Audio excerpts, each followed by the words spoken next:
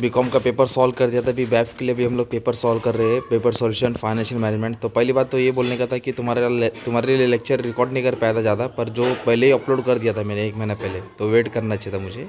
तो ठीक है, आ जाओ। तो सबसे पहला टॉपिक क्या है, first top management of companies involve in framing dash strategy. तो जो टॉप कंपनी का मैनेजमेंट वो क्या बनाता है बंटी लोग, कॉर्पोरेट स्ट्रक्चर बनाता है। Which of the following method of capital budgeting ignore time value. तो टाइम वैल्यू किस में नहीं आता है, पे बैक पीरियड में नहीं आता है। किस में नहीं आता है बच्चे लोग, पे बैक पीरियड में नहीं आता है। और हमने थर्ड बोला है level of sales at which NPV is equal to dash will be financial break even point.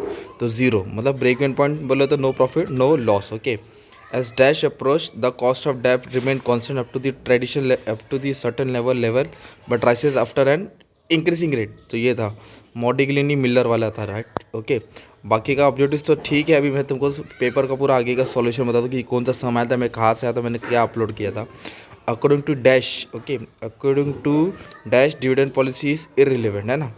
तो इसका एक सेकेंड ना, ये फोर्थ का ट्रेडिशनल है और फिफ्थ का मॉडिंगली मिलर है। ओके, डिविडेंड है तो मॉडिंगली मिलर। म्यूचुअल फंड क्या, एक ट्रस्ट होता है, क्या होता है, ट्रस्ट। और म्यूचुअल फंड को कौन रेगुलेट करता है, सेबी संभालता है। कौन संभालता है, SEBI. Okay, possibility that bond issuer will not able to pay interest amount when the due are called which risk, default risk होता है इसका, ठीक है। Customer evaluation is perform take in consideration dash model.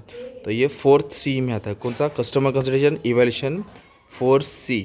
Receivable management deals with, मतलब पैसा आना जाना, debtors collection, debtor से कितना लेना है कितना देना है। ओके, अभी आपका जो ट्रू और फॉल्स है ना, तो इसमें ना बच्चों लोग जो स्टार्टिंग का 5 है ना, स्टार्टिंग का 5, एक बात बोलो, स्टार्टिंग का 5 ट्रू है। ओके, और जो लास्ट का 5 है ना वो फॉल्स है। एकदम बोलते हैं ना, घुमा फिरा के दे दिया था लोगों ने एकदम, और एकदम बोलते हैं ना एकदम समझ में आएगा तो भी इजी था। ओके, स्टार्टिंग का 5 मैं पूरा रीड करके रखा तो मेरे को यही मिला, ट्री ऊपर का 5 ट्रू, नीचे का 5 फॉल्स। और जो सबसे पहले आया था ना सम, कैपिटल बजटिंग का सम आया था बच्चों लोग, 1 नंबर वाला सम था, एकदम आसान सम था बच्चा, इतना कुछ हार्ड नहीं था।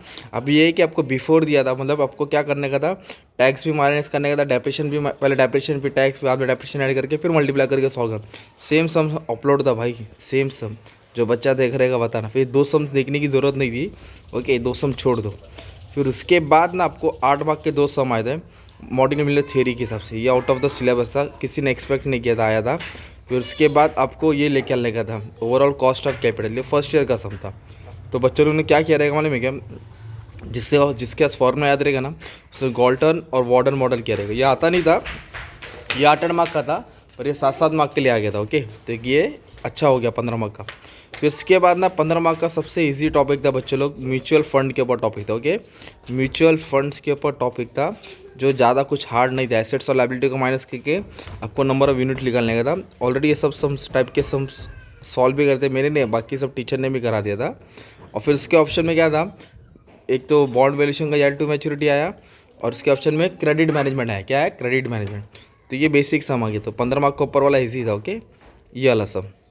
फिर लास्ट में शॉर्ट नोट था बच्चे लोग, तो मैंने ब्लू कलर के इमेज में बना दिया था कि शॉर्ट नोट क्या लिखना है, कैसा लिखना है। तो बच्चे लोग ने लिखा रहेगा, म्यूचुअल फंड वाला लिखा रहेगा। Okay, mutual fund decision tree diagram बना रहेगा, या फिर डायरेक्ट 2 बड़ा आंसर लिखा रहेगा। ओके, चलो बाकी का भी पेपर मैं अपलोड करता हूँ। Thank you very much and all the best for exam.